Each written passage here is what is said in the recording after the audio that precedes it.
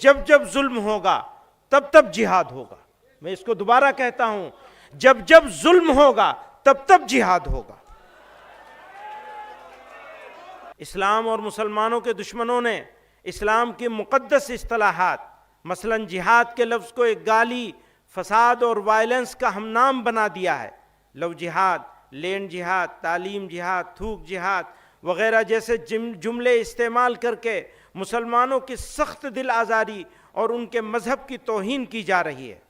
افسوس کا مقام ہے کہ حکومت اور میڈیا میں بیٹھے ذمہ دار افراد بھی اس طرح کے الفاظ استعمال کرنے میں کوئی شرم محسوس نہیں کرتے اور نہ ایک کمیونٹی کی دل آزاری کی پرواہ کرتے ہیں۔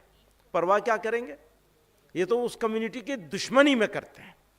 یہ تو پرانے دور سے چلا آ رہا ہے کہ کہیں بھی دہشت گردانہ عمل پیش آ جائے تو اس کو جہاد کا نام دے کر اسلام اور مسلمانوں پہ طعنے، تہمتیں اور ناحق الزام عائد کیے جاتے ہیں۔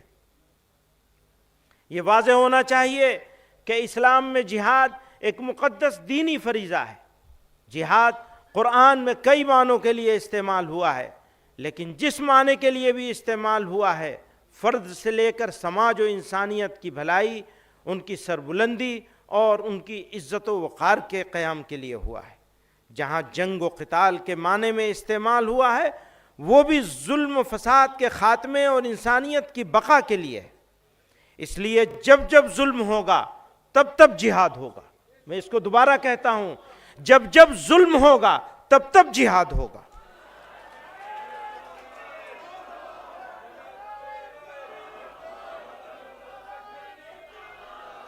تمام ہی آسمانی مذاہب میں غور کیجئے گا، تمام ہی آسمانی مذاہب میں ظلم کے خلاف کھڑے ہونا ایک اخلاقی ذمہ داری ہے۔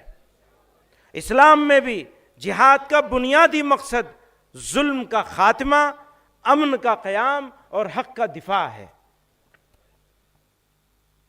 تاہم یہ حقیقت ذہن نشین رہنی چاہیے کہ نمبر 1، جہاد کوئی انفرادی، نجی یا انتقامی کارروائی نہیں۔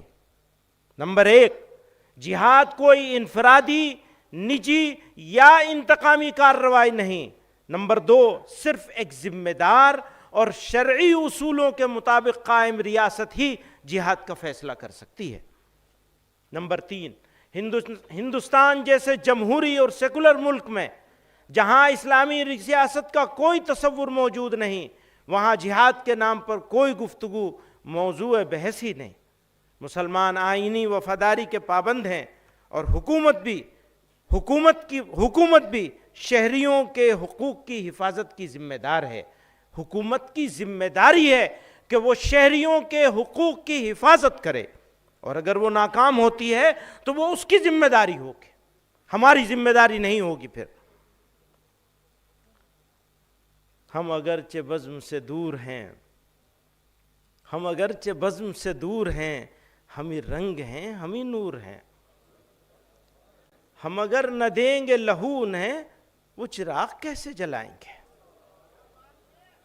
وہ تو کچھ اور سمجھ رہے ہیں، ہم یہ سمجھ رہے ہیں ہم اگر نہ دیں گے لہو انہیں، وہ چراغ کیسے جلائیں گے؟ نہ اتنا چھیڑ کر اے وقت دیوانہ بنا ہم کو، ہوئے دیوانے ہم تو سب کو دیوانہ بنا دیں گے۔ نہ جانے کتنے دل بن جائیں گے ایک دل کے ٹکڑے سے، نہ جانے کتنے دل بن جائیں گے ایک دل کے ٹکڑے سے۔ وہ توڑیں آئینہ، ہم آئینہ خانہ بنا دیں گے۔